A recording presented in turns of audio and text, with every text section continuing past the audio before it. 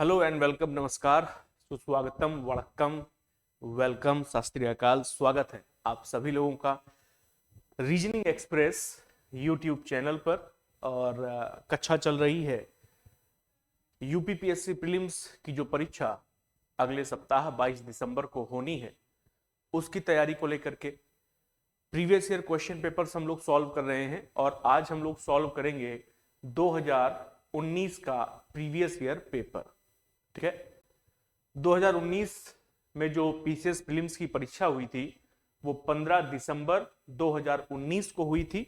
और 15 दिसंबर 2019 को हुई इस परीक्षा में 23 प्रश्न पूछे गए थे रीजनिंग विषय से। ठीक है, तो आइए शुरू करते हैं आज के अपने इस सत्र को और समझते हैं कि जो 23 प्रश्न पूछे गए थे वो प्रश्न कहां कहां से पूछे गए थे, किस किस टॉपिक से पूछे गए थे और कैसे उन प्रश्नों का हमको सही उत्तर देना था। ठीक है, आइए स्टार्ट करते हैं with the very first question.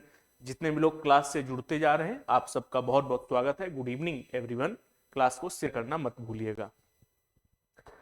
पहला क्वेश्चन आज के सत्र का कथन दिया गया है और तर्क दिया गया है। पहले क्वेश्चन की शुरुआत लॉजिकल रीजनिंग से, स्टेटमेंट एंड आर्ग्यूमेंट। स्टेटमेंट क्या दिया गया है? Should school education be made free in India. क्या भारत में स्कूली शिक्षा को निशुल्क कर देना चाहिए? अच्छा स्टेटमेंट दिया है जिन्होंने भी दिया है कि क्या भारत में स्कूली शिक्षा को निशुल्क कर देना चाहिए। ठीक है, अब देखते हैं कि जिन व्यक्तियों ने आर्ग्यूमेंट दिया है इस पर्टिकुलर स्टेटमेंट को लेकर के उन्होंने क्या सोच करके आर्ग्यूमेंट दिया है। पहला आर्ग्यूमेंट है yes this is the only way to improve the level of literacy. हाँ, साक्षरता के स्तर को सुधारने का यही एकमात्र उपाय है। और जैसा कि मैंने आप लोगों को बताया है, argument, conclusion, course of action, assumption, इन सभी में यदि आपको ओनली नामक शब्द मिल जाए तो ये ओनली नामक शब्द क्या करता है? स्टेटमेंट के आर्गुमेंट हो या अजम्पशन हो, कंक्लूजन हो, कोर्स ऑफ एक्शन, उनको गलत कर देता है। ठीक, यहां पर भी जब वो कहता है कि हाँ भारत में साक्षरता के स्तर को सुधारने का यही एकमात्र तरीका है, यानी इसके अलावा और कोई तरीका एग्जिस्ट नहीं करता है, केवल और केवल स्कूली शिक्षा को निशुल्क करके ही हम साक्षरता के स्तर को सुधार सकते हैं। ठीक, तो ये क्या हो जाएगा? गलत हो जाएगा। एकमात्र तरीका नहीं हो सकता स्कूल शिक्षा को निशुल्क कर देना। ठीक है, मान लीजिए आप स्कूली शिक्षा को निशुल्क कर देंगे, ठीक, तो जो नई जनरेशन है वो नई जनरेशन स्कूली शिक्षा ग्रहण करके अपने आप को साक्षर कर लेगी। लेकिन जो पुरानी जनरेशन है आप उसको कैसे साक्षर करेंगे? उसको दोबारा से कक्षा 1 में नहीं बैठा देंगे आकर के। उनके लिए हमको प्रौढ़ साक्षरता अभियान चलाना पड़ेगा। ठीक है, अगर आपको ध्यान हो तो एक समय में भारत में प्रौढ़ साक्षरता अभियान चलता था। ठीक है, स्कूल चले हम, एक अभियान चलता था। ठीक है, प्रौढ़ साक्षरता अभियान के जरिए जो अधिक उम्र के लोग थे उनको बेसिक शिक्षा दी जा रही थी। ठीक है, तो अगर हम स्कूली शिक्षा को केवल निशुल्क करेंगे या और कोई प्रयास नहीं करेंगे और कोई प्रयोजन नहीं करेंगे तो साक्षरता दर को मेंटेन नहीं किया जा सकता, साक्षरता दर को हाई नहीं किया जाता, पाया नहीं जा सकता उसको। ठीक है, स्कूली शिक्षा फ्री करने के साथ साथ हमें और भी काम करने पड़ेंगे। ठीक, और स्कूली शिक्षा फ्री करने की बात कर रहे हैं तो साक्षरता जो होती है, मान लीजिए कक्षा 1 से 5 तक स्कूली शिक्षा को फ्री कर दिया जाए, 1 से 12 तक की स्कूली शिक्षा को फ्री नहीं किया जाएगा। ठीक है, 1 से 5 तक की जो बेसिक शिक्षा होती है, बुनियादी शिक्षा होती है, बेसिक स्कूल जिसको बोलते हैं, उसको फ्री कर दिया जाएगा। तो उससे जो बेसिक लिटरेसी है वो तो हिंदुस्तान में लोगों में आ जाएगी, लेकिन उस बेसिक लिटरेसी से हमारे देश की अर्थव्यवस्था में कोई योगदान नहीं होगा, हमारे देश को आगे बढ़ाने में कोई योगदान नहीं होगा, सिर्फ और सिर्फ बेसिक लिटरेसी भर होकर के रह जाएगी। ठीक, तो ये जो स्टेटमेंट दिया गया है कि हाँ साक्षरता के स्तर को सुधारने का यही एकमात्र तरीका है, एकमात्र तरीका नहीं हो सकता, इसलिए पहला वाला गलत है। ठीक, दूसरा कहता है नहीं, हमें भारत में स्कूली शिक्षा को निशुल्क नहीं करना चाहिए, आर्थिक ढांचे पर पहले से ही भारी बोझ और अधिक बढ़ जाएगा। यानी इन भाई साहब को अर्थव्यवस्था की चिंता है। ये भाई साहब कह रहे हैं कि एक तो पहले से ही हमारी जो अर्थव्यवस्था है उस पर बहुत सारा बोझ है, हम आर्थिक बोझ के तले दबे हुए हैं, और उसमें से भी यदि स्कूली शिक्षा को निःशुल्क कर देंगे तो हमारे ऊपर और बोझ पड़ जाएगा। ठीक है, पहले से ही भारी बोझ है और बोझ और अधिक बढ़ जाएगा अगर हम स्कूली शिक्षा को निःशुल्क कर देंगे। तो भैया चाहे बोझ बढ़े और चाहे ना बढ़े, शिक्षा बेसिक नीड के अंतर्गत आती है। ठीक है, एक रिक्शा चलाने वाले पिता भी, एक ऐसे माता पिता जिनके जो मजदूरी करते हैं, जो जिनके पिताजी रिक्शा चलाते हैं, वे भी भले ही खाना एक टाइम खाते हैं लेकिन अपने बच्चों को शिक्षा देने का पूरा प्रयास करते हैं, क्योंकि उनको पता है कि जिस परिस्थिति में वो जी रहे हैं अपने बच्चे को ऐसी परिस्थिति में जीता हुआ नहीं देख पाएंगे, या जिस परिस्थिति में वो जी रहे हैं उस स्थिति को बदलने का एकमात्र तरीका यदि कोई है तो वो शिक्षा है। शिक्षा के दम पर ही वो अपनी स्थिति को बदल सकते हैं। तो शिक्षा जैसी जरूरी चीज के लिए हम आर्थिक बोझ या आर्थिक ढांचे की ओर नहीं देखेंगे। जहां तक संभव होगा हम शिक्षा को सभी के लिए उपलब्ध कराना चाहेंगे, उसको आर्थिक बोझ के नजरिए से नहीं देखा जा सकता। इसलिए सेकंड वाला भी क्या होगा, पूरी तरह से गलत होगा। दोनों ही आर्ग्यूमेंट गलत होंगे इस गिवन स्टेटमेंट के लिए। तो प्रश्न का सही उत्तर क्या आना चाहिए, सी, ना तो तर्क एक प्रबल है और ना ही तर्क दो प्रबल है। अच्छा, एक मजेदार बात और आपको बताएं, 2019 में जब ये परीक्षा हुई थी तो आयोग ने इस वाले प्रश्न का जो उत्तर है वो डी माना था कि तर्क एक भी प्रबल है और तर्क दो भी प्रबल है। ये आयोग ने उत्तर माना था, पर ये उत्तर पूरी तरह से गलत है। कई लोगों ने इस पर आपत्ति भी जताई थी। बाद में पता नहीं आयोग ने माना कि नहीं माना, लेकिन जब आंसर की जारी की गई थी तब उन्होंने इस प्रश्न का उत्तर डी माना हुआ था, जो कि गलत था। ठीक है, तो सही उत्तर क्या होगा इस प्रश्न का, सी होगा। आइए अगले क्वेश्चन पर चलते हैं। आर्ग्यूमेंट यानी युक्ति सभी भारतीय धार्मिक हैं, सभी पेंटर धार्मिक हैं, यह दिया है, और पूछा है कि सभी पेंटर भारतीय हैं। दैट इज, ऊपर वाले दो स्टेटमेंट्स को यदि हम पढ़ते हैं, ऊपर वाले दो स्टेटमेंट्स को यदि हम पढ़ते हैं तो ये तीसरा स्टेटमेंट क्या है, क्या इस तीसरे स्टेटमेंट को सही कर सकते हैं या गलत कर सकते हैं? यदि सही कर सकते हैं तो कैसे, और यदि गलत कर रहे हैं तो इसमें कौन सा तर्क दोष है? ठीक है, इसमें जो फॉलेसी है, ठीक है, निहित जो तर्क दोष है, वो तर्क दोष कौन सा है?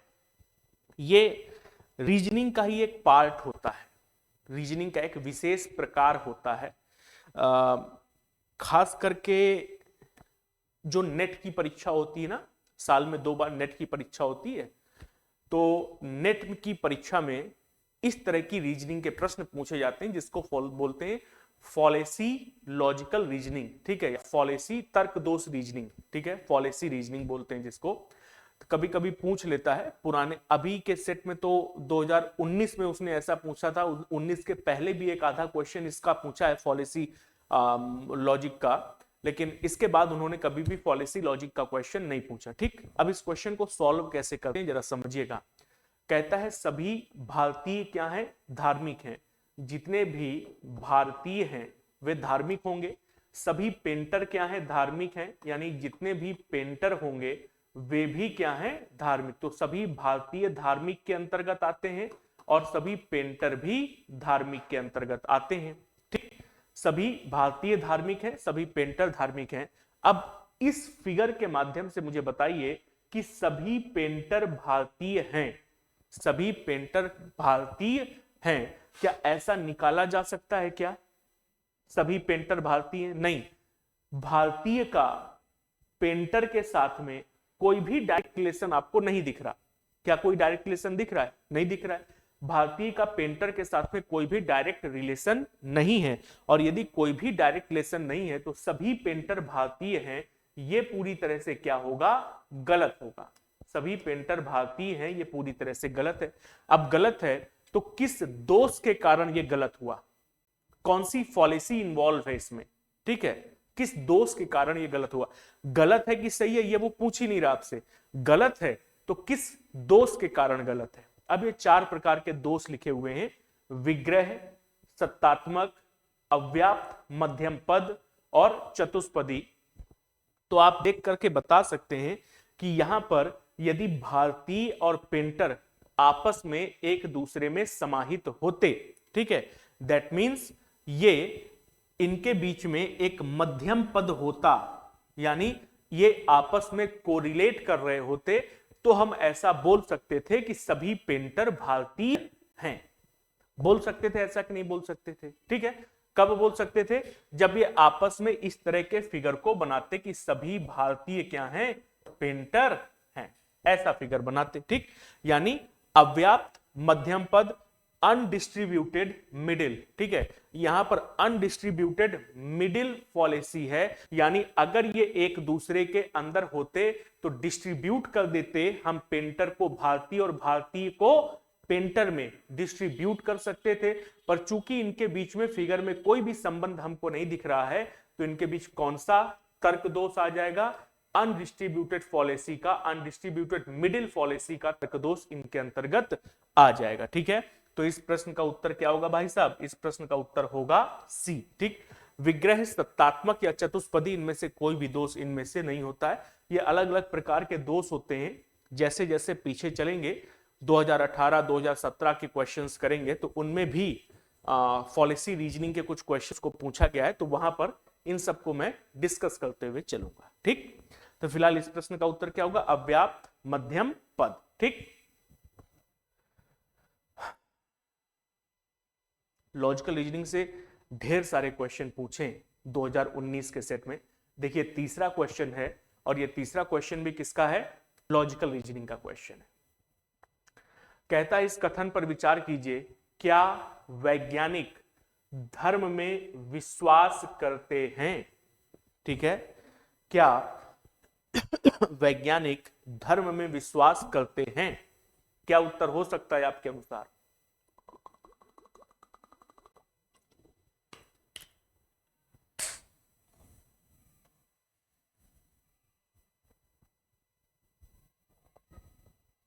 चेक करते हैं। यह भी स्टेटमेंट और आर्गुमेंट का ही क्वेश्चन है।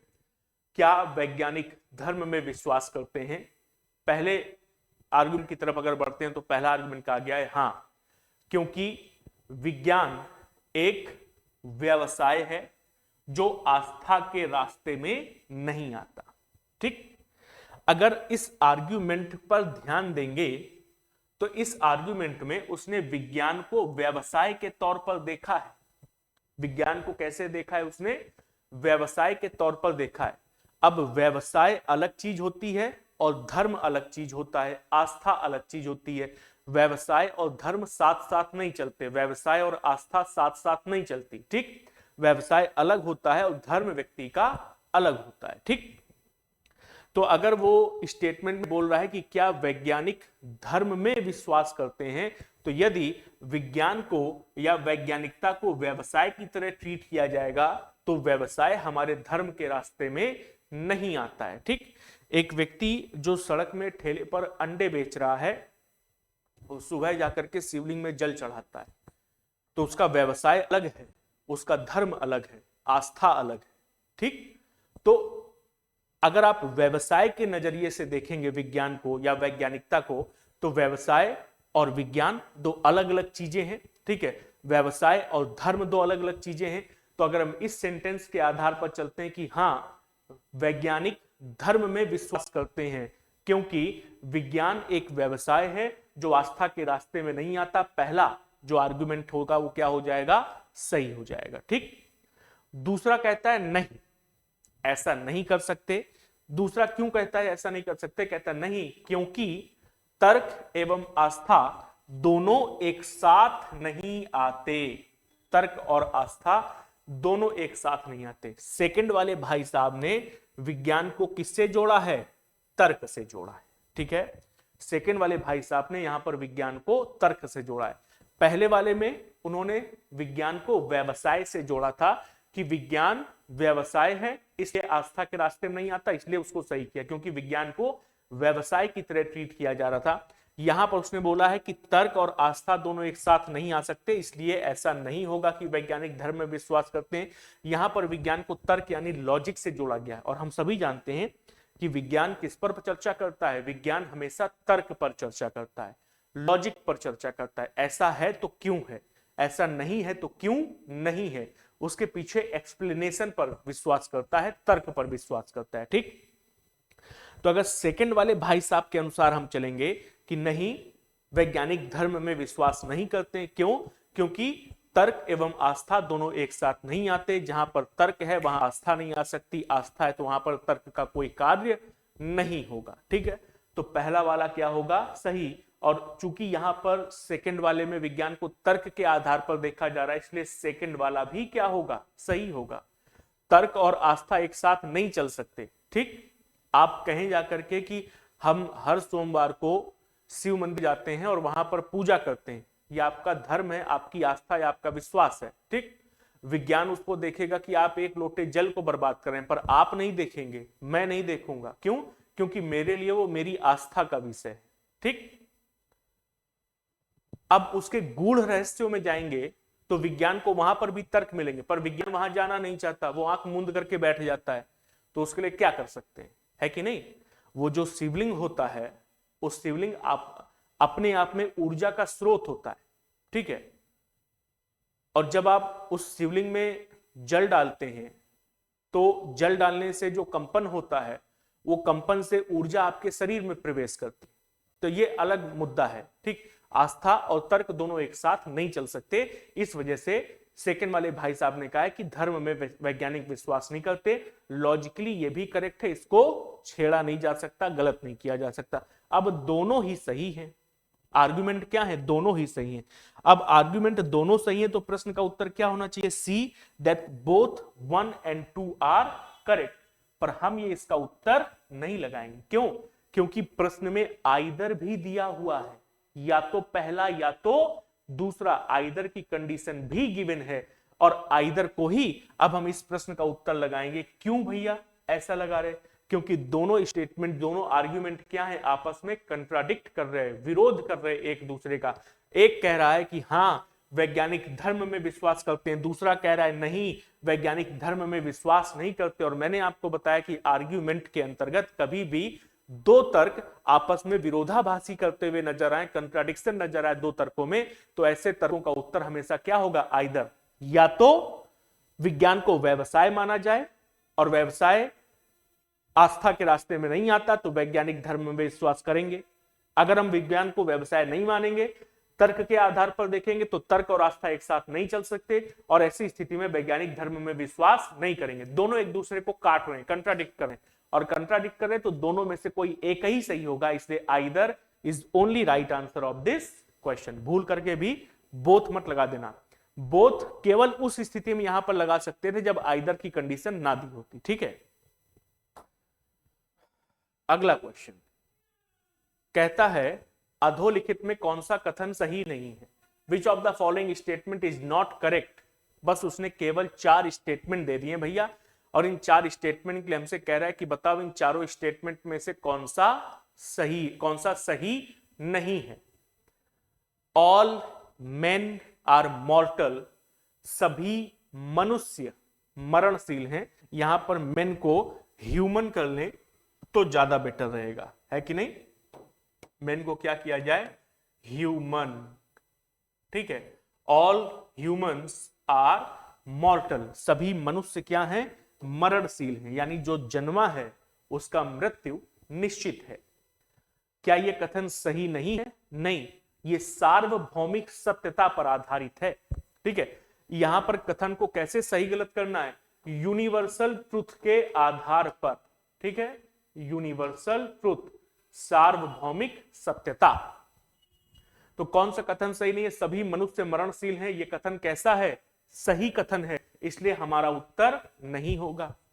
कुछ हाथियों के सूंड होती है, हम लोगों ने जो देखा है वो तो लगभग सभी हाथियों के सूंड होती है, ऐसा हाथी तो नहीं देखा जिसके सूंड ना होती हो। क्या ऐसा संभव है कि कुछ हाथियों के सूंड ना होती हो? तो ये गलत लग रहा है ना। कोई मनुष्य पूर्ण नहीं होता, नो ह्यूमन इज परफेक्ट, ये भी सही है। कोई मनुष्य पूर्ण नहीं होता, हर मनुष्य में कुछ ना कुछ कमियां होती हैं, कुछ ना कुछ खूबियां होती हैं। हर मनुष्य खामी और खूबियों का एक पिटारा होता है, तो कोई मनुष्य पूर्ण नहीं है, ये भी सही है। और अगर ये स्टेटमेंट यूनिवर्सली करेक्ट है तो हमारे प्रश्न का उत्तर नहीं हो सकता कि कथन सही नहीं है। ठीक। फिर कहता है सभी गुलाब लाल हैं। नहीं, गुलाब गुलाबी भी होता है, लाल भी होता है, पीला भी होता है, सफेद भी होता है, काला भी देखा है मैंने। तो सभी गुलाब लाल हैं, यूनिवर्सल ट्रुथ के आधार पर इसको तो सही नहीं किया जा सकता। लेकिन कुछ हाथियों के सूंड होती है, तो क्या बाकी हाथियों के सूंड नहीं होती? इसको कैसे डाइजेस्ट किया जाए? तो देखो, ये एक फिगर है आप सबके सामने। एक हाथी ये है, एक छोटा सा हाथी का बच्चा ये है। देखो, इस हाथी के सूंड है और इस हाथी के सूंड नहीं है। यानी ऐसा संभव है कि कुछ हाथियों के सूंड होती है और कुछ हाथियों के सूंड नहीं होती। Some have trunk, some don't have trunk. ठीक है। तो जो पीछे वाला है कि कुछ हाथियों के सूंड होती है, ये यूनिवर्सल ट्रुथ के अंतर्गत आ जाएगा, इसलिए हमारा उत्तर नहीं होगा। तो कौन सा कथन सही नहीं है? सभी गुलाब लाल हैं, ये वाला कथन सही नहीं होगा, क्योंकि गुलाब कई रंगों में आते हैं। ठीक। अगला क्वेश्चन, अब आई नॉर्मल रीजनिंग। अभी तक तो लॉजिकल चल रहा था। विकास 49 छात्रों की एक कक्षा में 18वें क्रम पर है, आखिरी से उसका स्थान क्या होगा? बहुत आसान क्वेश्चन। टोटल वैल्यू दी है ना उसने, कितने हैं टोटल छात्र? 49। 49 छात्रों की कक्षा में जो विकास का क्रम है वो 18वें क्रम पर है, और कह रहा है आखिरी से उसका स्थान क्या है। कैसे निकालेंगे? Total value plus 1 minus given value. Top से पता है 18, बॉटम से निकालनी है। ये किसके बराबर होता है? 0 के। निकाल लो। 50 में से 18 गया, कितना बचा? 32। यानी विकास की रैंक कितनी आएगी? 32 आएगी, पीछे से, आखिरी से। ऐसे ये टॉप है, ये बॉटम है। विकास ऊपर से कहां पर है? 18वें स्थान पर है। टोटल वैल्यू पता है, बॉटम से रैंक निकालनी है। ठीक। अगला क्वेश्चन, रतन पवन के 40 मीटर दक्षिण में है, यदि लल्लन पवन के 40 मीटर दक्षिण पूर्व में है तो लल्लन रतन की किस दिशा में होगा? आसान सा एक क्वेश्चन है, फिगर बनाते हैं इसका, देखो क्या उत्तर आएगा। रतन पवन के 40 मीटर दक्षिण पश्चिम में है। ठीक है, तो ये रहा पवन। ठीक है, ये पवन है। पवन के दक्षिण पश्चिम में जाते हैं, ये दक्षिण पश्चिम होगा।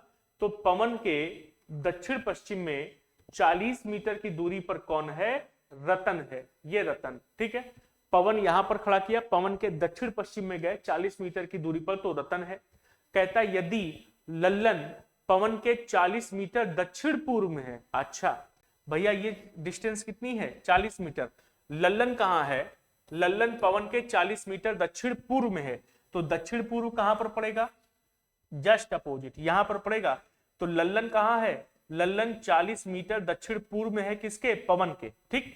अच्छा, दोनों ही डिस्टेंस 40 मीटर है ना, यानी सिमेट्रिकली दोनों क्या होंगे? बराबर होंगे। अगर सिमेट्रिकली दोनों बराबर हैं तो उसने पूछा लल्लन रतन के किस दिशा में है?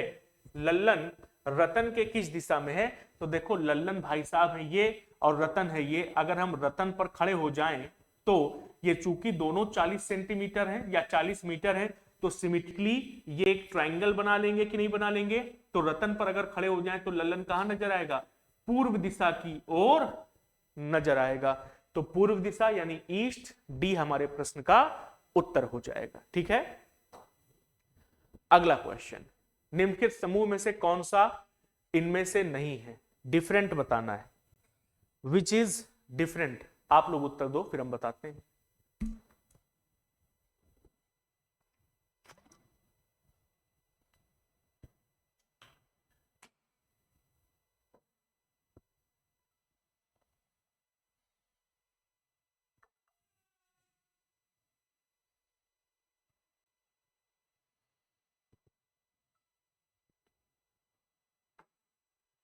क्या उत्तर दिया? दांत,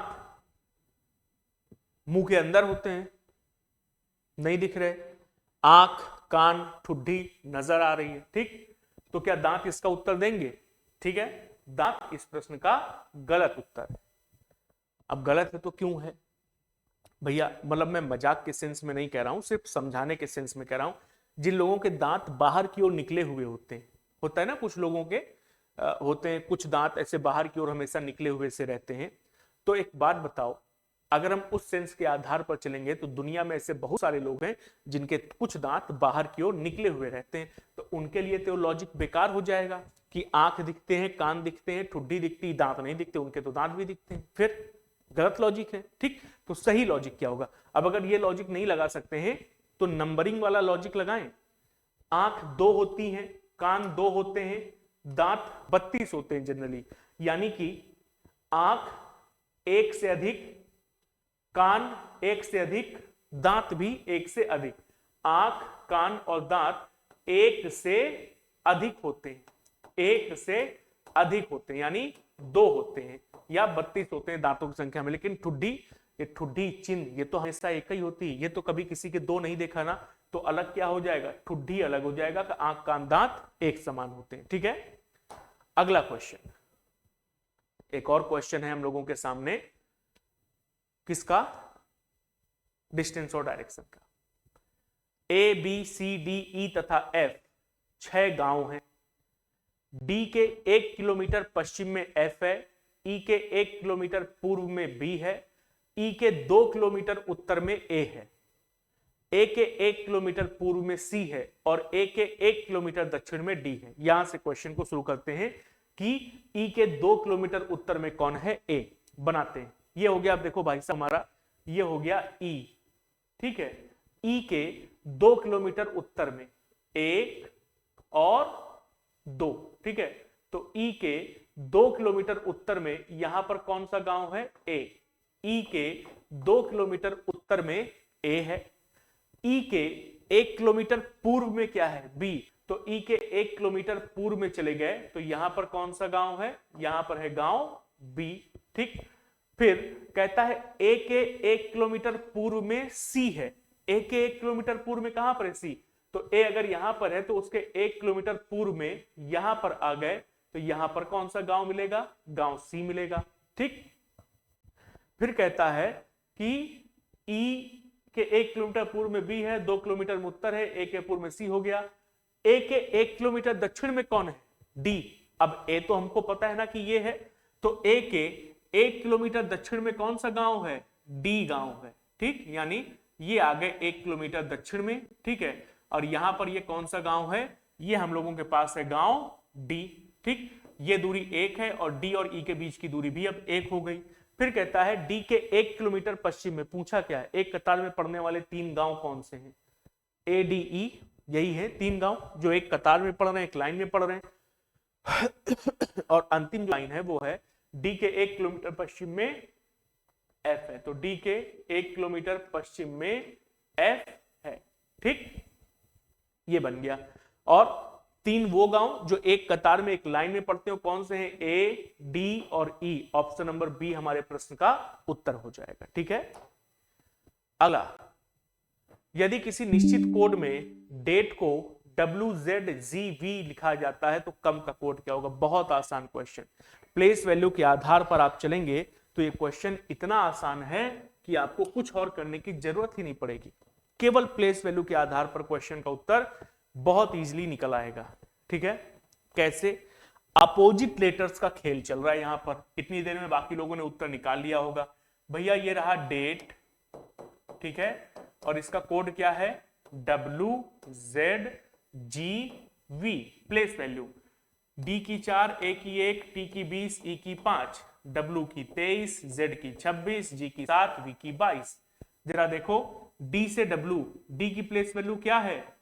4 है, ठीक है। और W की प्लेस वैल्यू 23, 23 और 4 कितना होता है? 27। अल्फाबेटिकल सीरीज में अपोजिट लेटर्स की वैल्यू का योग कितना होता है? 27 होता है। अपोजिट लेटर्स यानी अल्फाबेटिकल सीरीज में 26 अक्षर होते हैं, A, B, C, D से लेकर के M तक ऐसे लिखो, फिर N से लेकर के Z तक, Z Y X W ऐसे, तो ये क्या हो गए अपोजिट लेटर्स। और अपोजिट लेटर्स का प्लेस वैल्यू का योग कितना होता है 27। जैसे 4 23 27 है, 1 26 27 है, 20 7 27 और 5 22 27, ये सारे के सारे क्या हैं अपोजिट लेटर्स। यदि आपको नहीं पता कि अल्फाबेटिकल सीरीज में अपोजिट लेटर्स कौन से होते हैं, रटना पड़ता है, राजा रानी का कोई फॉर्मूला याद करना पड़ता है, तो निहायत घटिया चीज है ये। और थोड़ा सा और कठोर शब्दों में मैं बोलूं तो लानत है, धिक्कार है। आना चाहिए आपको ये, ठीक है, बिल्कुल आना चाहिए। ठीक, उसके लिए अल्फाबेटिकल सीरीज की प्लेस वैल्यूज आपको आनी चाहिए। प्लेस वैल्यूज कैसे आ सकती हैं, प्लेस वैल्यू लेफ्ट से राइट आपको पता होनी चाहिए, राइट से लेफ्ट आपको पता होनी चाहिए, और अपोजिट लेटर्स की प्लेस वैल्यूज भी आपको पता होनी चाहिए। उसके लिए सिफिलोरक्स नामक एक टॉनिक, मैं बार बार बोलता हूं, वो टॉनिक ले लो, सिफिलोरक्स नामक टॉनिक है, एक बार पढ़ लोगे हमेशा के लिए प्लेस वैल्यूज आपको याद हो जाएंगी।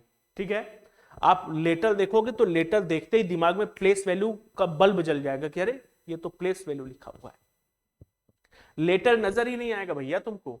ठीक, पढ़ लो, फ्री में उपलब्ध है क्लास। कहां उपलब्ध है, ये एक ऐप है, कहां है ये, यहां पर उपलब्ध है, रीजनिंग एक्सप्रेस ऐप पर, प्ले स्टोर पर उपलब्ध है ये ऐप, डाउनलोड कर लो जाके, ऑफिशियल ऐप है रीजनिंग एक्सप्रेस यूट्यूब चैनल की। ठीक, ऐप को डाउनलोड करके इंस्टॉल कर लो, लॉगिन कर लो। लॉगिन करने के बाद तुमको एक बैच नजर आएगा, यूपी पुलिस करके बैच होगा, क्लिक करोगे तो उसमें एक क्लास फ्री पड़ी है, बाकी पूरा पेड बैच है, लेकिन एक क्लास जो सबसे जरूरी है, जो रीजनिंग की आत्मा होती है अल्फाबेटिकल सीरीज, वो फ्री पड़ी है। लगभग 1 घंटे क्लास से क्लिक करो, पूरी क्लास को पढ़ डालो। ठीक है, और पढ़ करके मुझे बताना कि प्लेस वैल्यूज तुमको याद हुई कि नहीं। ऑटोमेटिक याद हो जाएंगी, रटनी नहीं पड़ेंगी, ऑटोमेटिक याद हो जाएंगी। रटोगे तो भूल जाओगे निश्चित है। ठीक, तो कर लीजिए अगर आपकी इच्छा करे। बाकी हो यही वही जो राम रचि राखा, को करी तर्क बढ़ाव ही सखा। तो भैया इस प्रश्न का उत्तर क्या आएगा, आओ देखते हैं। कहां पर कम का उत्तर पता करना है, आओ जरा कम का उत्तर पता करें। कम की प्लेस वैल्यू, सी की प्लेस वैल्यू कितनी होती है 3, सी की प्लेस वैल्यू 3। 3 में क्या जोड़ें कि 27 हो जाए, 24। 24 किसकी प्लेस वैल्यू होती है, एक्स की। देखो सी का अपोजिट एक्स होता है। ओ की प्लेस वैल्यू 15 में 12 जोड़ो तो 27 हो जाएगा। 12 किसकी वैल्यू होती है, एल की। एम की वैल्यू 13, एम का अपोजिट एन, ई के opposite Y, X L N V. कहां लिखा है, A is right answer of this question. ठीक, अगला दूसरे चित्र में एक्स क्या है, मिसिंग टर्म का क्वेश्चन है।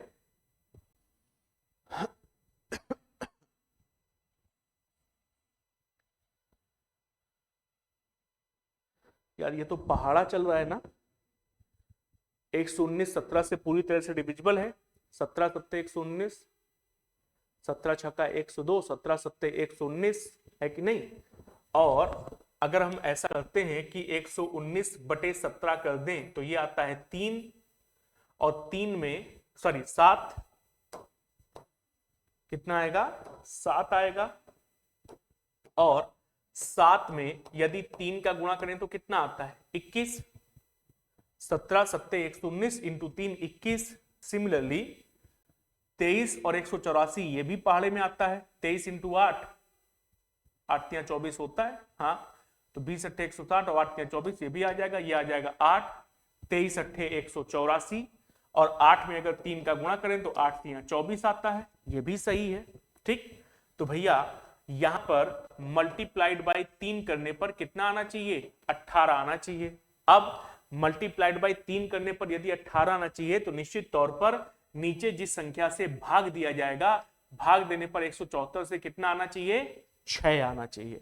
अब समझो कि भाग किससे दिया जाए, ये आपको पता करना है। भाग किससे दिया जाए, क्या 174 बटे 26 किया जाए, क्या 174 बटे 26 करने पर हमको यहां पर 6 मिलेगा कि नहीं मिलेगा, बताओ जल्दी से क्या आंसर आएगा। अब इतना तो करोगे ही ना, करो बताओ, बाकी तो हमने बता ही दिया।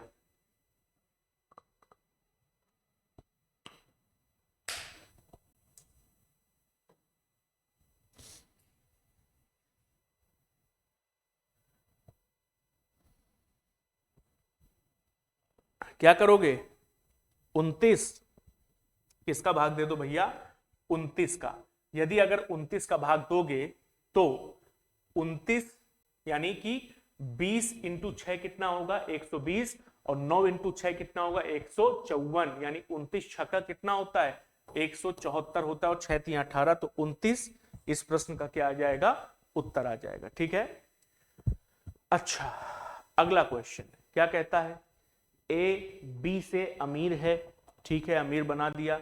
सी ए से अमीर है, डी सी से अमीर है, ई सबसे ज्यादा अमीर है। अगर सभी को उपरोक्त अमीर के क्रम में बैठाया जाए तो किसका स्थान मध्य में आएगा? बीच में कौन आएगा? जानना चाहता है। आसान सा क्वेश्चन। ए किससे अमीर है भैया? ए बी से अमीर है। सी ए से अमीर है, तो सी किससे अमीर है? ए से। ठीक है, तो सी को ए से अमीर कर दिया। डी सी से अमीर है, तो डी सी से अमीर हो गया। और ई सबसे अमीर है, तो इन सब में सबसे ज्यादा अमीर कौन हो गया? ई। तो भैया बिल्कुल मध्य में कौन आ रहा है? सी आ रहा है कि नहीं आ रहा? तो यही सी हमारे प्रश्न का उत्तर हो जाएगा। एकदम आसान सा क्वेश्चन है। भिन्न को चुनिए, choose the odd one out. BD6, FH14, JL22, NP31। देखो फिर से प्लेस वैल्यूज का खेल चल रहा है कि नहीं चल रहा है? और प्लेस वैल्यूज के इस खेल से क्वेश्चन कितना आसान हो गया। बी की प्लेस वैल्यू क्या होती है? 2, डी की प्लेस वैल्यू 4, आपस में जोड़ो कितना आएगा? 6। एफ की प्लेस वैल्यू 6, एच की 8, आपस में जोड़ो 14, जे की 10, एल की 12, आपस में जोड़ो 22, एन की 14, पी की 16, आपस में जोड़ने पर 30 आना चाहिए था, 31 लिखा है, तो यही क्या हो गया? अलग हो गया। बस place values makes reasoning simple and easy. रोज का कोड लिखा गया है 6821, चेयर का कोड है 73456। क्या लॉजिक लग सकता है? क्या प्लेस वैल्यू का लॉजिक है? नहीं लग तो नहीं रहा। 3 कोड दिए गए हैं, तो इसी से सर्च करके लिखना होगा। कोड भी उन्होंने सर्च का पूछा है कि सर्च का कोड बताओ। ठीक है, तो रोज और प्रीच में कोई कॉमन है? देखो रोज का कोड अगर 6 माने तो प्रीच में आर का कोड भी 6 है। ई का कोड अगर 1 है तो ई का कोड यहां पर भी 1 है।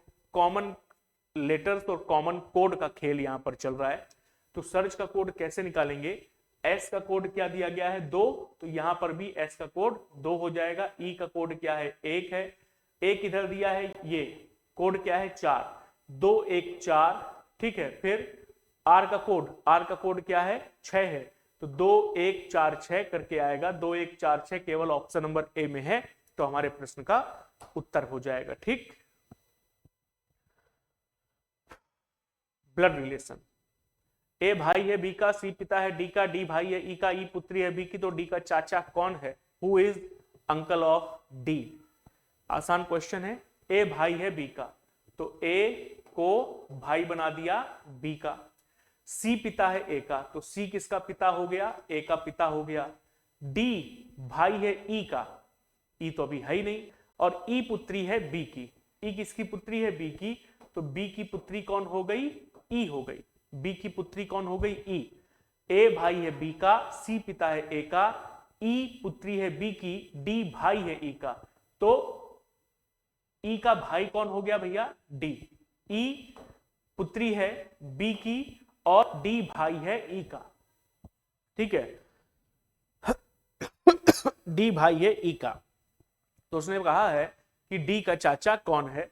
अब देखो प्रश्न के अनुसार हमको बी का जेंडर तो नहीं कंफर्म है, ठीक है, क्योंकि ए भाई है बी का, ए का जेंडर कंफर्म हुआ, सी पिता है ए का, सी का जेंडर कंफर्म हुआ, ई पुत्री है बी की, तो ई का जेंडर कंफर्म हुआ, और डी भाई है ई का, तो डी का जेंडर कंफर्म हुआ, बी का जेंडर कंफर्म नहीं है। अगर बी सिस्टर हुई तो ए को मामा थोड़ी बोलेंगे, या अंकल अंग्रेजी वाले में तो सही है, यहां पर लिखना चाहिए था डी का चाचा स्लैश मामा कौन है, तब तो सही होता। ठीक, तो भैया अभी डी का अंकल कौन आएगा? डी किसका बच्चा है? डी किसका बेटा है? बी का, और बी का भाई कौन है? ए, तो डी के लिए ए क्या हो जाएगा? उसका चाचा या मामा हो जाएगा, तो A is right answer of this question. ठीक, 1 जनवरी 1995 को रविवार था, तो 1 जनवरी 1996 को कौन सा दिन था? पूरा एक साल आगे जाना है। 1 जनवरी 1995 को रविवार था, तो 1 जनवरी 1996 लीप ईयर है, लेकिन 1 जनवरी का दिन पूछ रहे हैं, तो एक साल में केवल एक रिमाइंडर बढ़ता है, यानी 95 से 96 में एक रिमाइंडर बढ़ेगा, तो रविवार से एक दिन आगे क्या आएगा, सोमवार आएगा हमारे प्रश्न का उत्तर। ठीक है, मैंने बताया था आपको कि किसी साधारण वर्ष में वर्ष का पहला दिन और अंतिम दिन एक समान रहता है, तो 1995 क्या है, साधारण वर्ष है। यदि 1995 में साधारण वर्ष में 1 जनवरी को रविवार है, तो 31 जनवरी 1995 को भी रविवार ही रहा होगा। अब यदि 31 जनवरी 1995 को रविवार है, तो 1 जनवरी 1996 को रविवार से एक दिन आगे सोमवार हमारे प्रश्न का उत्तर आ जाएगा। ठीक है, अगला भिन्न चुनिए। 27, 64, 125 से बहुत ही आसान क्वेश्चन कर दिया है। कितना आसान है, 27 3 का क्यूब है, 64 4 का क्यूब है, 125 5 का क्यूब है, जबकि 144 12 का स्क्वायर है, तो यही क्या होगा, अलग हो जाएगा। ठीक है, अगला, यदि किसी निश्चित कोड में कंप्यूटर को यह लिखा गया है, देखो कोडिंग डिकोडिंग का भी हमें लगता है शायद ये तीसरा क्वेश्चन है, नहीं, एक निश्चित कोड में कंप्यूटर को यह लिखा गया है, तो सॉफ्टवेयर को किस तरह से लिखा जाएगा। आओ जरा लॉजिक पता करते हैं कि लॉजिक क्या लग रहा है। कंप्यूटर का कोड C से B प्लेस वैल्यू के अनुसार 3 से 2 माइनस का 1 हो रहा है, 15 से 14 माइनस का 1, कितने अक्षर हैं, 4 4 8, क्या अलग अलग हो सकता है, देख लेते हैं भैया।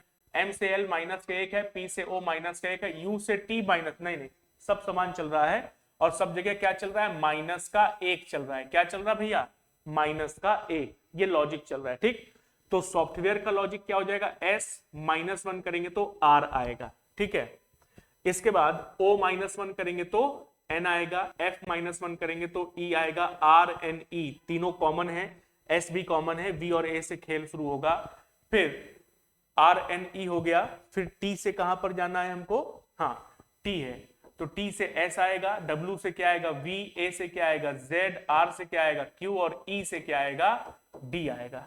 ठीक है, यानी R N E S V Z Q D, R N E S V Z Q D किधर है, ऑप्शन नंबर डी में। ठीक, लॉजिक आसान है तो ऑप्शन मिसमैच कम होगा, यानी ऑप्शन आपको क्लोज देगा। सिंपल सा लॉजिक है जो मैं पहले ही बता चुका हूं। इस मामले में इसका क्या उत्तर आएगा भैया, भिन्न चुनिए। 398, 579, 885, 696।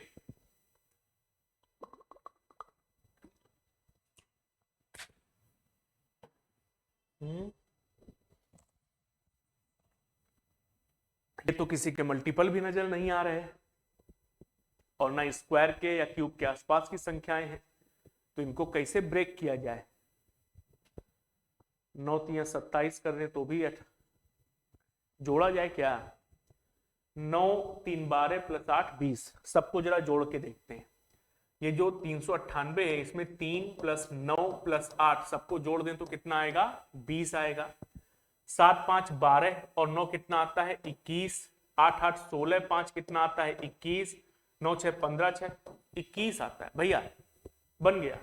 यदि हम सबको जोड़ते हैं, यदि हम सबको जोड़ते हैं, तो सबको जोड़ने पर इनका योग कितना आ रहा है, 21, जबकि पहले वाले ऑप्शन का योग आ रहा है 20, तो यही क्या होगा, अलग हो जाएगा। ठीक है, क्या कहते हैं, यदि रमन मोहन से तेज दौड़ता है लेकिन करीम से तेज नहीं दौड़ता, करीम सुमन से तेज दौड़ता है लेकिन अभिनव से तेज नहीं दौड़ता, तो सबसे तेज कौन दौड़ता है, कैसे सॉल्व करेंगे। रमन किससे तेज दौड़ता है, मोहन से, तो रमन मोहन से तेज दौड़ता है, ठीक, लेकिन करीम से तेज नहीं दौड़ता। तो रमन मोहन से तो तेज दौड़ता है, लेकिन करीम से धीमा दौड़ता होगा, करीम से धीमा दौड़ता है, ठीक। करीम सुमन से तेज दौड़ता है, करीम किससे तेज दौड़ता है, सुमन से, लेकिन अभिनव से तेज नहीं दौड़ता। तो करीम के बारे में पता है कि ये जो करीम है, ठीक है, ये करीम सुमन से तो तेज दौड़ता है, सुमन से तेज दौड़ता है, लेकिन अभिनव से तेज नहीं दौड़ता, तो अभिनव ज्यादा तेज दौड़ता होगा किससे, सुमन से, है कि नहीं। ये दो स्थितियां बन रही है कि नहीं बन रही। करीम किससे तेज है, रमन से, सुमन से और मोहन से। समझना, करीम किससे तेज है, करीम रमन से भी तेज दौड़ता है, मोहन से भी तेज दौड़ता है, सुमन से भी तेज दौड़ता है, 5 लोग हैं टोटल, लेकिन करीम अभिनव से तेज नहीं दौड़ता, अभिनव करीम से तेज दौड़ता है। तो भैया सबसे तेज कौन दौड़ता होगा, अभिनव। ऑप्शन नंबर सी उत्तर हो जाएगा। एकदम आसान क्वेश्चन, ठीक है। निम्नलिखित में से किस शताब्दी में फरवरी में 29 दिन होंगे। अच्छा, ये क्वेश्चन भैया गलत पूछा गया था 2019 की परीक्षा में। ये जो क्वेश्चन आया था, ये क्वेश्चन गलत पूछा गया था, ठीक, कि 2000 किस शताब्दी में फरवरी में 29 दिन होंगे। इसके जो ये ऑप्शंस है ना, ये ऑप्शंस इसके क्या हैं, गलत हैं, क्योंकि चर्चा किसकी कर रहा है, शताब्दी की, ठीक है। निम्नलिखित में से किस शताब्दी में फरवरी में 29 दिन होंगे, ठीक। तो किसी भी शताब्दी में फरवरी में 29 दिन नहीं होते। शताब्दी वर्ष का मतलब क्या होता है, शताब्दी वर्ष, शताब्दी वर्ष का मतलब क्या होता है, शत का मतलब क्या होता है, 100, शत का मतलब 100, जब शतक हो जाता है तभी 100 रन बना लेता है, तभी ना तो शतक होता है। तो शताब्दी वर्ष का मतलब क्या होता है, 100, यानी ऐसे सभी वर्ष जिनमें 100 हो, जिनमें 100 हो, जैसे कि 100, 200, 300, 500, ये सब क्या है, शताब्दी वर्ष हैं। अब अगर गौर करो तो मैंने 400 को नहीं लिखा, क्योंकि 400 शताब्दी वर्ष है ही नहीं। 400 क्या है, जैसे ये शताब्दी, जैसे साधारण वर्ष और लीप वर्ष होता है ना, वैसे ही शताब्दी वर्ष और क्या होता है, शताब्दी लीप वर्ष होता है, शताब्दी लीप वर्ष, ठीक है। तो ये क्या है, शताब्दी वर्ष यानी साधारण शताब्दी वर्ष है। ऐसे वर्ष जिनके अंत में 100, 200, 300, 500, 600, 700, 900, 1100, ये सब क्या है, शताब्दी वर्ष हैं। लेकिन शताब्दी लीप वर्ष का मतलब क्या होता है, शताब्दी का मतलब क्या होता है, 100, और लीप का मतलब ऐसे सभी वर्ष जो 4 से डिविजिबल हो, उनको लीप वर्ष बोलते थे कि नहीं बोलते थे। तो शताब्दी का मतलब 100 है और लीप का मतलब क्या है, 4, यानी कि 100 × 4, दैट इज ऐसे सभी वर्ष जो 400 से विभाजित हो, 400 से विभाजित हो, उनको क्या बोलेंगे, शताब्दी लीप वर्ष बोलेंगे। ऐसे सभी वर्ष जो 400 से विभाजित हो पूर्णतया, उनको शताब्दी लीप वर्ष बोलेंगे। और फरवरी जो है वो 29 की किस में होगी, फरवरी 29 दिनों की किस में होती है, लीप वर्ष में। तो या तो लीप वर्ष में फरवरी 29 दिन की होगी, या फिर शताब्दी लीप वर्ष में फरवरी 29 दिनों की होगी। शताब्दी वर्ष में फरवरी कभी भी 29 दिनों की नहीं होती है, ठीक। तो ये जो क्वेश्चन था कि किस में शताब्दी में, किस शताब्दी में फरवरी 29 दिन की होगी, 2213, 2300, 2215, 2517, ये सारे के सारे ऑप्शन क्या हैं, गलत है। 2300 की जगह अगर 2400 देता तो सही होता, ठीक। ये समझ लेना, शताब्दी वर्ष और शताब्दी लीप वर्ष क्या होता है मैंने समझा दिया। आइए विषम युग्म को चलिए चुनिए, बोतल, मदिरा, गेंद, बल्ला, कप चाय, घड़ा पानी, क्या हो सकता है। बॉटल में वाइन डालते हैं, चाय को कप में डालते हैं, ठीक है, वाइन को बॉटल में डालते हैं, चाय को कप में डालते हैं, पानी को घड़े में डालते हैं, लेकिन बैट को बल्ले में तो नहीं डालते, नहीं, बैट को बॉल में तो नहीं डालते, कि बैट है लंबा सा, बॉल छोटी सी, बैट बॉल खेल रहे हैं, अब खत्म, आज का दिन खत्म, तो बैट को ऐसे ऐसे गुड़माया करके गेंद के अंदर डाल दिया, ऐसे ढक्कन खोला, गेंद के अंदर भर दिया, गेंद को रखा जेब में, चल दिए, ऐसा तो नहीं करते ना। तो यही क्या हो जाएगा, गेंद और बल्ला अलग हो जाएगा, ठीक। आहा, दी गई आकृति में कुल कितने त्रिभुज हैं, नंबर ऑफ ट्रायंगल्स काउंट करने के लिए कह रहा है। बताओ कितने ट्रायंगल्स आएंगे, तुम लोग बताओ पहले, ट्रायंगल्स की संख्या कितनी आएगी।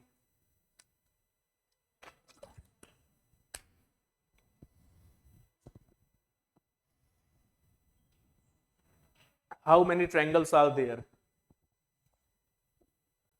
उत्तर बताओ फिर हम समझाएं।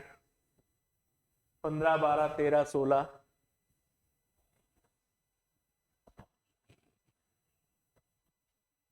आओ देखा जाए। तो अगर यहां से हमको ट्रायंगल फाइंड आउट करना है, तो आओ जरा ट्रायंगल फाइंड आउट कर लेते हैं भाई। ऐसी क्या बात है ये वाला फिगर उठा लिया जाए, ठीक है। यहां से कितने ट्रायंगल मिलेंगे हमको, यहां से 3 ट्रायंगल मिल जाएगा, तो 3 ट्रायंगल हो गए ये, ठीक। सिमिलरली ऐसा और कौन सा फिगर है, देखो ये भी वाला तो फिगर हमको मिल रहा है, ये वाला, यहां से भी तो 3 ट्रायंगल मिलेगा कि नहीं मिलेगा, नंबर ऑफ ट्रायंगल्स 3, तो प्लस का 3 और कर लिए, ठीक।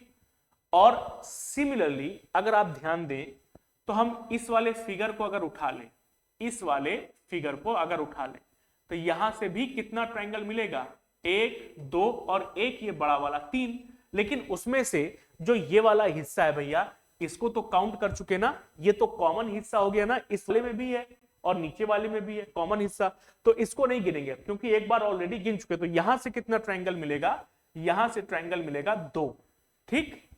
इतना ट्रायंगल तो हो गया। अब बाकी के ट्रायंगल को जरा काउंट करते हैं, तो आओ भैया एक एक करके काउंट करना शुरू किया जाए। देखो एक ट्रायंगल हमको ये नजर आएगा, ट्रायंगल नंबर 1, ठीक है, एक ये ट्रायंगल है, ठीक। उसी प्रकार से एक थोड़ा आगे तक बढ़ जाते हैं, एक ये ट्रायंगल नजर आएगा, ट्रायंगल नंबर 2, एक ये ट्रायंगल नंबर 2, एक ये और एक ये, 2 हो गए, तो प्लस का 2 तो पहले लिख डाला, ठीक। इसके साथ साथ भैया देखो एक ये भी तो ट्रायंगल मिलेगा, ये ट्रायंगल नंबर 1 ये, और इसी के जस्ट ऊपर सिमेट्रिकल ये वाला भी तो ट्रायंगल मिलेगा, ट्रायंगल नंबर 2, तो 2 ट्रायंगल ये हो गए, प्लस का 2 ये लिख लिया, ठीक। इसके अलावा और कौन कौन से ट्रायंगल हैं जो हम लोगों को मिल सकते हैं, देखो दोनों फिगर को मर्ज करने पर कुछ ट्रायंगल मिल रहे हैं, ठीक है। कौन कौन से ट्रायंगल मिल रहे हैं ध्यान से देखना भैया, जब आप दोनों फिगर को मर्ज करेंगे तो एक ये ट्रायंगल मिलेगा, येलो कलर वाला, देखना ट्रायंगल नंबर 1 ये मिला दोनों को मर्ज करने पर, और नीचे भी सिमेट्रिकल एक ट्रायंगल मिलेगा, ये 2 ट्रायंगल और मिल गए, तो कितने ट्रायंगल हो गए, प्लस का 2 और हो गए। और कोई ट्रायंगल बच रहा है यहां पर क्या, और कोई ट्रायंगल बच रहा है, हाँ देखो जरा, क्या आपको ये एक ट्रायंगल अभी तक हम लोगों ने काउंट किया, नहीं, ये भी तो एक ट्रायंगल है, ये ट्रायंगल बच रहा है, इसको कहां भूलेंगे, ये ट्रायंगल, तो एक और मिल गया, प्लस का 1, क्या और कोई ट्रायंगल बचा, अब तो मेरे ख्याल से नहीं बचा है, सारे काउंट कर लिए। आओ जरा इसको जोड़ते हैं, कितना हो जाएगा, जब इसको जोड़ते हैं तो ये होता है कितना, 3 3 6 4 10 4 14 और 1 15, कितने ट्रायंगल निकल करके आ गए, 15, ऑप्शन में भी 15 दिया है, यही 15 हमारे प्रश्न का उत्तर हो जाएगा, ठीक है। अंतिम क्वेश्चन आज के सत्र का, ठीक है, आज के सत्र का अंतिम क्वेश्चन, क्योंकि 2019 के सत्र में 23 क्वेश्चन ही पूछे गए थे, और ये क्वेश्चन हम लोगों के पास है नंबर सीरीज का 3 5 5 19 7 41 9 ऐसे करके लिखा हुआ है। दिखने में तो डबल सीरीज सीधे सीधे नजर आ रही है, 3 + 2 5 हो रहा है, 5 + 2 7 हो रहा है, और 7 + 2 9 हो रहा है। यहां पर ये प्लस का 2 प्लस का 2 प्लस का 2 सीधे सीधे चल रहा, तो इधर क्या चलेगा, 5 से 19 कैसे हो रहा है, 19 से 41 कैसे हो रहा है, और आगे क्या होगा। यदि 5 से 19 हम देखते हैं तो कितना मिल रहा है, 5 से 19 में प्लस का 14 नजर आ रहा है, 19 से 41 में जाते हैं तो कितने का अंतर है, 20, और 21 कितने का अंतर है, प्लस का 22, ठीक है।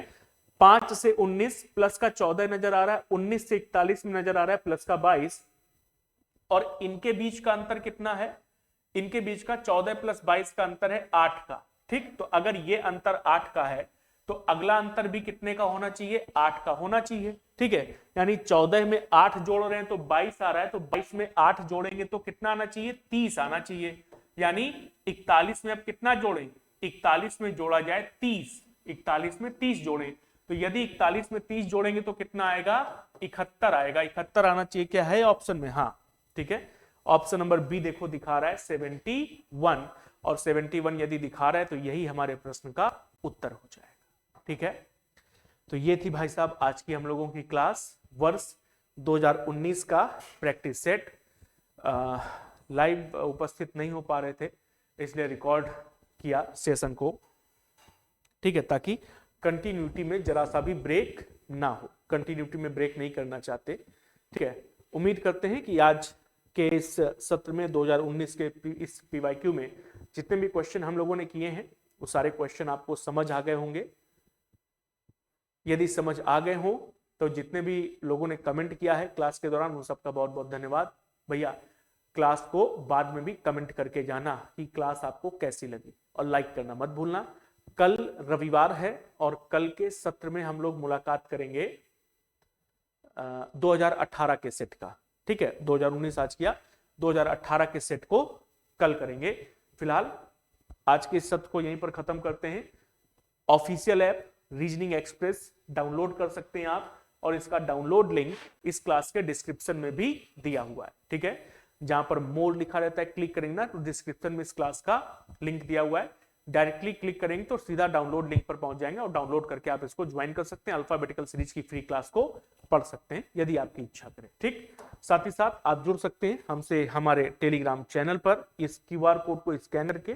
ठीक है, इस टेलीग्राम चैनल से यदि आप जुड़ते हैं तो आप अपने डाउट्स को मेरे साथ में शेयर कर सकते हैं। जो भी प्रॉब्लम आपको होती है, जो भी क्वेश्चन आपको नहीं मिलता है, उस क्वेश्चन को आप क्या कर सकते हैं, मेरे के साथ शेयर कर सकते हो। शेयर करने के बाद मैं उनका सोल्यूशन आप लोगों को दे दूंगा। ठीक है, तो क्या करो भैया, इस क्यूआर कोड को स्कैन कर लो या फिर ये लिंक है, ठीक, इस लिंक के माध्यम से भी आप क्या कर सकते हैं, ज्वाइन कर सकते हैं। ठीक, और टेलीग्राम चैनल को ज्वाइन करने का लिंक भी मैंने डिस्क्रिप्शन में दिया हुआ है, वहां से भी आप इसको ज्वाइन कर सकते हैं। ठीक, साथ ही साथ इस क्लास को लाइक करना ना भूलें, शेयर करना ना भूलें। जहां कहीं भी आप शेयर कर सकते हैं जरूर शेयर करें इस क्लास को, और कमेंट करना भी ना भूलें कि क्लास आपको कैसी लगी। पहली बार आए क्लास में तो सब्सक्राइब कर लें और बेल आइकन को क्लिक कर लें।